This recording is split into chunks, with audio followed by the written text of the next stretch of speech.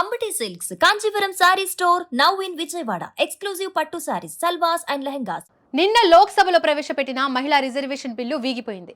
NDA ప్రభుత్వం ప్రవేశపెట్టిన ఈ బిల్లును ప్రతిపక్షాలు ఎందుకు విభేదించాయి?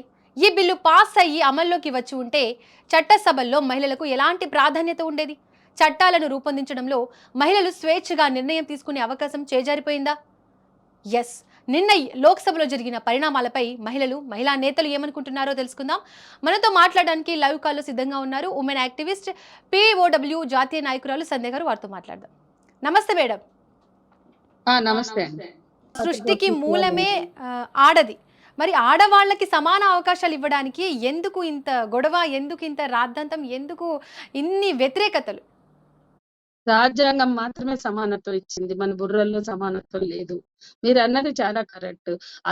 ఈ బిల్లుకు అడ్డు వచ్చేది, ఈ బిల్లుకు ఆటంకాలు కల్పించేది కరుడు కట్టిన పితృస్వామ్యం మాత్రమే. అన్ని రాజకీయ పార్టీలో నెలకొని ఉన్న పితృస్వామిక భావజాలమే, పురుష దురహంకారమే. మా సీట్లు ఆ రోజు స్థానిక సంస్థల్లో కల్పించినప్పుడు మాకు సీట్లు పోతాయి, మాకు పెత్తనం పోతుంది అని ఎట్లా గగ్గోలు పెట్టారు, ఇప్పుడు కూడా అంతే. కాబట్టి మా సీట్లు పోవద్దు, అందుకే ఇంకా సీట్లు పెంచి అప్పుడు ఇస్తాం అంటున్నారు. ఇది మరీ అన్యాయం. ఉన్న సీట్లలో మీరు ఇవ్వండి, సీట్లు పెంచినప్పుడు ఆటోమేటిక్ గా వస్తాయి. ఉన్న సీట్లు ఇవ్వడానికి ఏంటి మీకు మాయ రోగం? 30 ఏళ్ళైంది బిల్లును ప్రవేశపెట్టి. ఎన్నో బిల్లులు ఇట్లా ప్రవేశపెట్టి తెల్లారికే ఆమోదించుకుని 3వ రోజుకి అమలు చేసిన చరిత్ర ఉంది.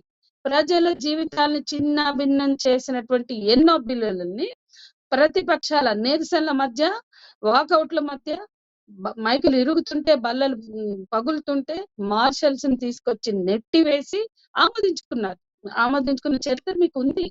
అలాంటప్పుడు మీరు కావాలనుకుంటే అట్లా ఆమోదిస్తారనేది అనేక బిల్లులు చెప్తున్నాయి. అది రైతాంగానికి చెందిన బిల్లులు కావచ్చు, ఊపా పోటా లాంటి చట్టాలకు సంబంధించిన బిల్లులు కావచ్చు. అసలు మానవ హక్కులు హరించే బిల్లును కూడా మీరు ఆమోదించుకున్నారే. మహిళలకి ప్రాతినిధ్యం వహించే బిల్లులు ఏం కష్టం మీకు? 2023లో ఈ బీజేపీకి చిత్తశుద్ధి ఉంటే 2023లో ఆమోదించారు కదా. అప్పుడే ఈ మెలికలు లేకుండా అమల్లోకి తెస్తే 2024లోనే అమలు అయ్యేది కదా. ఏం అడ్డమని నేను అడుగుతున్నా. కాబట్టి ఓబీసీలకు అన్యాయం చేస్తున్నారు. డీలిమిటేషన్ మీకు కావాలి కాబట్టి మహిళా బిల్లుతో జోడించి డీలిమిటేషన్ ని ముడిపెట్టారు. డీలిమిటేషన్ కోసం మాత్రమే మహిళా బిల్లుని మాట్లాడుతున్నారు ఈ బీజేపీ ప్రభుత్వం. ఒకటి మేడం, ఒకవేళ గనక డీలిమిటేషన్ గనక పెట్టకపోయి ఉంటే లింక్ ఈ మహిళా బిల్లుకి, ఈ బిల్లు పాస్ అయి ఉండేదంటారా? పాస్ అయ్యేది అసలు పాస్ చేయాల్సిన అవసరం లేదు, ఆల్రెడీ పాస్ అయింది. ఇప్పుడు డీలిమిటేషన్ తో లింక్ లేకపోతే 2023 బిల్ ఏంటి? అది అబద్ధమా? అప్పుడు నాటకం ఆడారా? అప్పుడు 2023లో ఆమోదం పొందలేదా పార్లమెంట్ లో, లోక్సభలో? మన రాష్ట్రపతి ఆమోదం తెలపలేదా, సంతకం పెట్టలేదా? చెప్పమనండి. 2023లో మేము నాటకం ఆడాము, బిల్లు పెట్టలేదు, రాష్ట్రపతి ఆమోద ముద్ర కూడా అబద్ధము అని చెప్తారా? చెప్పండి. అదే ఏ మార్పులు లేకుండా అదే బిల్లుని మళ్ళీ ఎందుకు 26లో పెట్టారని మేము అడుగుతున్నాం. ఈ 3 ఏళ్ల కాల పరిమితి సంగతి ఏంటి? ఈ 3 ఏళ్ల కాలం ఎందుకు వృధాగా చేస్తున్నారు? అంటే మహిళల పట్ల మీకు గౌరవం లేదు, ప్రేమ లేదు. మహిళా బిల్లుని వీళ్ళంతా వ్యతిరేకిస్తున్నారని చెప్పుకోవడం కోసం ఇంత చీప్ గా డ్రామా ఆడతారండి. ఇంత చీప్ గవర్నమెంట్ మేము మా జీవితంలో చూడాల. 50 ఏళ్ళుగా ఉద్యమాల్లో ఉన్నాం, కానీ ఇంత చిల్లరగా వ్యవహరించే రాజకీయ పార్టీని మేము ఇంతవరకు చూడలేదు. ఏ పార్టీ మహిళల పట్ల నిజాయితీగా ఉండదు. వీళ్ళు ఇంకొంత దగల్బాజీతనంగా వీళ్ళు వ్యవహరిస్తున్నారు. ఇది మహిళల పట్ల వ్యతిరేకతని చాటడమే, కలిగి ఉండడమే. మనుధర్మాన్ని మేము ముందుకు తెస్తాం, మనుధర్మ పాలన చేస్తాం అంటారు. మనుధర్మం స్త్రీ పురుష సమానత్వాన్ని అంగీకరించదు. మనుధర్మం స్త్రీలకు రాజ్యాధికారం అంగీకరించదు. మనుధర్మం స్త్రీలపై దాడిని, పురుషాధిపత్యాన్ని ప్రేరేపిస్తుంది. మీరు మనుధర్మానికి అనుగుణంగానే ఉన్నారు కాబట్టి ఇప్పటి వరకు మహిళలు పోరాడి సాధించిన చట్టాన్ని డైల్యూట్ చేశారు. వీళ్ళు చేసిన పని ఏంటి? ఒక ట్రిపుల్ తలాక్ తప్ప మెజారిటీ హిందూ మహిళలకి న్యాయం చేసే చట్టాలు ఏమైనా చేశారా? ఆ తర్వాత వచ్చిన యూపీఏ ఆ కుటుంబ హింస నిరోధక బిల్లును తెచ్చింది. ఆ తర్వాత వచ్చిన యూపీఏ లైంగిక వేధింపుల బిల్లుని మీరు పక్కన పడేస్తే, ఆ తర్వాత యూపీఏ లైంగిక వేధింపుల బిల్లు నుండి లైంగిక వేధింపుల నుండి రక్షణ పొందే బిల్లును తెచ్చింది. నిర్భయ చట్టం తెచ్చింది.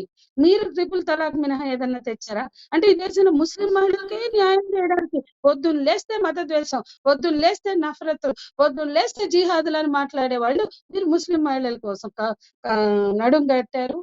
కంకణం కట్టారంటే నమ్మాలా? మెజారిటీ హిందూ మహిళలవి ఎన్నో పడున్నాయి అక్కడ. ఆస్తి హక్కు, పెళ్ళైన స్త్రీకి, వివాహిత స్త్రీకి హక్కు, పుట్టింట్లో ఆస్తి అనేది గతంలో యూపీఏ ఇచ్చింది. మెట్టినింట్లో ఆస్తి మీరిచ్చారా? ఇవ్వచ్చు కదా! అడుగుతున్నారు కదా! మ్యారిటల్ రేప్ విషయం పార్లమెంట్ పడింది కదా! దాని దుమ్మెందుకు దులపట్లేదు? ఇవన్నీ కూడా పక్కన పెట్టి మహిళలకున్న హక్కులన్నీ లాగేసుకుని గత ప్రభుత్వం 2013లో యూపీఏ ప్రభుత్వం 1000 కోట్లు స్త్రీ పురుష సమానత్వాన్ని ప్రచారం చేయడానికి కేటాయిస్తే ఆ 1000 రైట్ కోట్లు పటేల్ దగ్గర డైవర్ట్ చేసి రైట్ ఉన్న బడ్జెట్ ని తగ్గించారు. మీరు ఏ రకంగా మహిళలకు న్యాయం చేయాలనుకున్నారు అనేది మేము ప్రశ్నిస్తున్నాం. మేడం, అంటే తప్పు డీలిమిటేషన్ బీజేపీదే అంటారా? అంటే వ్యతిరేకంగా ఓటేసిన ప్రతిపక్షాలది లేదంటారా? ఖచ్చితంగా ఉందండి. నేను అదే చెప్తున్నా. గతంలో యూపీఏ హయాంలో కూడా ఈ బిల్లుకి ఇలాంటి మెలికలు పెట్టారని నేను ముందే మాట్లాడాను. అట్లాగే ఈ రోజు బిల్లు వీగిపోవడానికి ఎందుకు మేము సమర్థిస్తున్నాం? ఈ బిల్లు ఎందుకు ఆమోదానికి తగింది కాదంటే, ఇప్పుడు ఏ బిల్లు అయితే పెట్టారో అది 2023లోనే అయింది. దాన్ని అమలు చేయాల్సినటువంటి వాళ్ళు మళ్ళీ ఇంకో మెలికని తీసుకొచ్చి ఇవాళ పెట్టడం. ఎందుకంటే డీలిమిటేషన్ తీసుకొచ్చారు. అసలు ఈ మెలికలు ఎందుకు పెడుతుంది బీజేపీ? ఖచ్చితంగా ఏమన్నా ఉంటే వాటిని తొలగించాలి. గతంలో పెట్టిన మెలికల్ని తొలగించాలి. కాబట్టి చిత్తశుద్ధి లేకుండా బిల్లుని ప్రవేశపెట్టింది కాబట్టి వ్యతిరేకించారు. ప్రతిపక్షాలు మహిళా బిల్లు అవసరం లేదనుకుంటే రాజ్యసభలో ఎందుకు ఆమోదిస్తారు? ఓకే. పార్లమెంట్‌లో ఆమోదించడానికి అందరూ నాటకాలాడారు. ఎవరికీ ఇష్టం లేదు. అది వాస్తవం. రాజీవ్ గాంధీ గారు 1/3 ఉమెన్ రిజర్వేషన్ స్థానిక సంస్థలతో వచ్చినప్పుడు కూడా ఆయన మ్యాండేట్ ఇచ్చారు. మ్యాండేట్ ఇస్తేనే బిల్ వచ్చింది. అప్పుడు కూడా కాంగ్రెస్ వాళ్ళు వ్యతిరేకించారు. అది రాజీవ్ గాంధీ హిస్టరీలో రాజ్యసభ సెక్రటరీ జనరల్ రమాదేవి గారు రాసినటువంటి పుస్తకంలో క్లియర్‌గా ఉంది. కాబట్టి అలాంటి మ్యాండేట్ ఇచ్చే పరిస్థితి బీజేపీ ఎందుకు పొజిషన్ తీసుకోవాలి? 14 నుంచి 19 వరకు, 19 నుంచి 24 వరకు. ఈ రోజు మళ్ళా ఈ నాటకం దేనికి? మహిళా బిల్లు ఆల్రెడీ ఉంది. దాన్ని అమలు చేసే చిత్తశుద్ధి మీకు లేదు. దాని అమలు కోసం మెలికలు పెట్టుకున్నది మీరు. ఆ మెలికలు తీసేయాల్సింది మీరు. కానీ ఈ బిల్లు పేరుతోటి ఇప్పుడు మళ్ళొక నాటకం తెర మీదకి తెచ్చారు. అంటే ఏదో అంటే ఒక్క దెబ్బకు 2 పిట్టల్లాగా ప్రతిపక్షాలు మహిళా బిల్లుకి వ్యతిరేకం అనిపించవచ్చు అని. అరే మీరసలు ఓబీసీ మైనారిటీకి ఎందుకు సిద్ధంగా లేరు చెప్పండి? ఓబీసీ ఓట్లు మీకు అక్కర్లేదా? జనగణన ఎందుకు చేయట్లేదు? ఈ దేశంలో ఓబీసీ వర్గాలు చాలా బలమైన ఉద్యమం చేస్తున్నాయి. ఈ దేశంలో మహిళలకు ఎంత అన్యాయం జరిగిందో చట్టసభల్లో రాజ్యాధికారంలో భాగస్వామ్యానికి బీసీలకు కూడా అంతే జరిగింది. మరి ఆ బీసీల ఆక్రోశం, ఆక్రందన, ఆవేదన ఎందుకు ఈ పాలకులకు పట్టదు? ఈ సందర్భంగా ఉమెన్ యాక్టివిస్టులు కానీ, ఉమెన్ ఎంపీలు కానీ, ఎమ్మెల్యేలు కానీ ముందుకొచ్చి మాట్లాడాలి అంటారా? దీని మీద పోరాడాలంటారా? ఏమంటారు మీరు? మాట్లాడాలి, పోరాడాలి. 96లో మహిళా బిల్లుని ప్రవేశపెట్టినప్పుడు దేవగౌడ ప్రభుత్వంలోనే మొట్టమొదలు గొంతు విప్పింది మేము. ఓబీసీ మైనారిటీ సవరణ చేసి మహిళా బిల్లును ఆమోదించాలని మేము ఇక్కడ యథాతథంగా ఆమోదించాలన్న దాన్ని కూడా బైకాట్ చేస్తూ ఓబీసీ మైనారిటీ సవరణతో మహిళా బిల్లును ఆమోదించాలని మేము కోరాం. ఆ మేరకు 3 సార్లు మేము చలో పార్లమెంట్ వెళ్ళాం. మన బీసీ నేత అయిన హనుమంతరావు గారు ఎంపీగా ఉన్నప్పుడు వాళ్ళ క్వార్టర్‌లోనే మా టీం వెళ్ళి ఉండి మొత్తం ఆయన సహాయంతో అందరూ ఓబీసీ నేతలు, బీసీ నేతల్ని కలిసి మహిళా బిల్లును ఓబీసీ మైనారిటీ సవరణ కోసం కృషి చేయండి. దానికోసం జనరల్ సవరణ కోసం కూడా కృషి చేయండి అని మేము పోరాడాం లేదా కోరాం. మేము 3 సార్లు జంతర్ మంతర్‌లో ధర్నాలు చేశాం. మీరు అన్నట్లుగా మహిళా లోకం డిమాండ్ చేస్తేనే ఈ బిల్లు ముందుకొచ్చింది. 18 సంవత్సరాలు ఇందిరాగాంధీ ప్రధానమంత్రిగా ఉండి కూడా మహిళల కోసం ఏ బిల్లు తేలేదు. ఎక్కడైతే మహిళా ఉద్యమాలు జరిగాయో, ఏ అంశాల మీదైతే మహిళా ఉద్యమాలు సంఘటిత పోరాటాలు చేసే అవి మాత్రమే బిల్లులు అయినాయి. ఏ పార్టీ కూడా మహిళలకు సమానత్వం ఇవ్వడానికి, హక్కులు ఇవ్వడానికి సిద్ధంగా లేదు. అయితే ఇప్పుడు మేడం, ఇప్పుడు మనం చూసుకుంటే సమాన హక్కులు అంటే 50% కూడా అడగట్లేదు, 33%. ఇక్కడ పురుషుల ఆధిపత్యం క్లియర్ గా కనిపిస్తుంది. ఆ బిల్లు కూడా పాస్ అవ్వకుండా వీగిపోయింది నిన్న.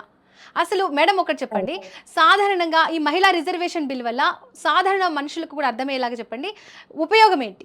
మహిళా బిల్లు వలన 3వ వంతు స్థానాలలో మహిళలు అధికారంలోకి వస్తారు. అంటే 3వ వంతు స్థానాలు మహిళల ప్రాతినిధ్యంతో నిండి ఉంటాయి పార్లమెంట్లో ఉన్న మొత్తం స్థానాల్లో 3వ వంతు స్థానాలు మహిళలకు దక్కుతాయి. వాళ్ళు ప్రాతినిధ్యం వహిస్తారు. మహిళలుగా చట్టసభల్లో ప్రవేశిస్తారు, కూర్చుంటారు. ఇది మాత్రమే ప్రయోజనం. అక్కడ కూర్చోగానే మహిళల సమస్యలు పరిష్కారం అవుతాయా? అక్కడ కూర్చోగానే మహిళా విముక్తి జరుగుతుందా అంటే అది భ్రమే.